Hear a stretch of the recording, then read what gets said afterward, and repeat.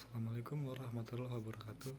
Perkenalkan, saya Ardani Imam Rasyid, NPM 2241173.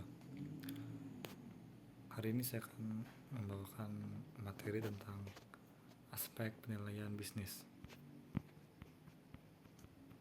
Apa itu aspek teknis dan teknologi?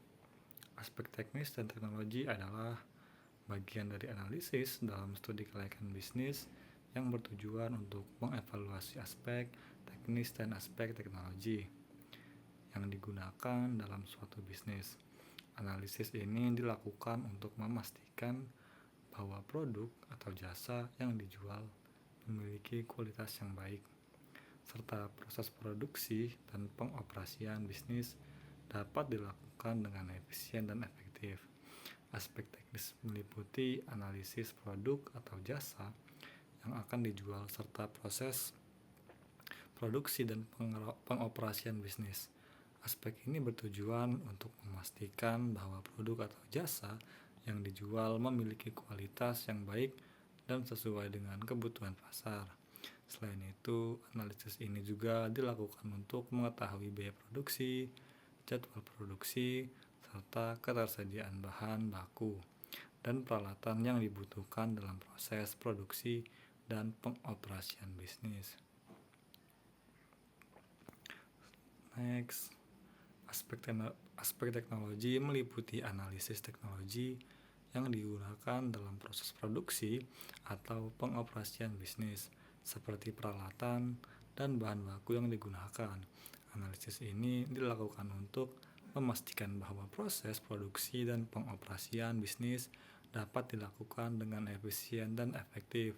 Selain itu, analisis teknologi juga bertujuan untuk mengetahui apakah teknologi yang digunakan dalam bisnis tersebut sudah sesuai dengan standar teknologi yang ada atau perlu diperbarui. Analisis aspek teknis dan teknologi merupakan bagian penting dari studi kelayakan bisnis yang harus dilakukan sebelum memulai suatu bisnis agar dapat memastikan keberhasilan bisnis pada masa yang akan datang. Jadi, tingkat keberhasilan bisnis tersebut dapat meningkat dan pebisnis jadi lebih bisa menghindari kerugian karena masalah teknis dan teknologi. Next, apa saja sih yang dianalisis dalam aspek teknis dan teknologi?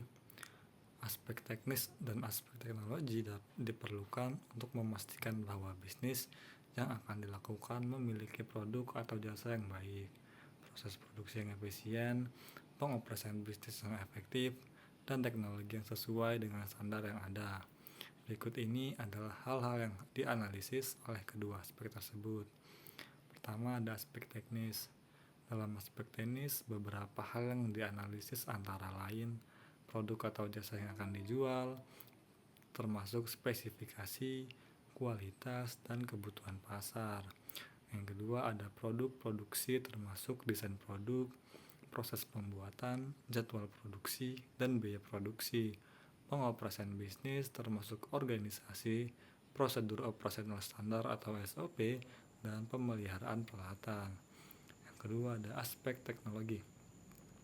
Dalam aspek teknologi, beberapa hal yang dianalisis antara lain teknologi yang digunakan dalam proses produksi, termasuk peralatan dan bahan baku yang digunakan, tingkat kecanggihan teknologi yang digunakan, dan apakah sesuai dengan standar teknologi yang ada. Kemungkinan perkembangan teknologi pada masa yang akan datang, dampaknya terhadap bisnis. Next, apa saja isi dari studi kelayakan? Studi kelayakan bisnis adalah evaluasi terperinci dari sebuah proyek atau bisnis yang akan dilakukan. Isi dari studi kelayakan meliputi beberapa aspek yang diperlukan untuk menentukan kelayakan dari bisnis tersebut. Pertama, ada pendahuluan. Pendahuluan seperti namanya merupakan bagian pembuka dari studi kelayakan bisnis yang kamu buat. Biasanya pendahuluan akan berisi latar belakang bisnis atau proyek yang dilakukan, tujuan dari bisnis atau proyek tersebut, dan metodologi yang digunakan dalam studi kelayakan. Yang kedua, ada gambaran umum. Pada bagian gambaran umum seperti namanya, kamu harus memberikan gambaran secara umum mengenai perusahaan serta manajemennya.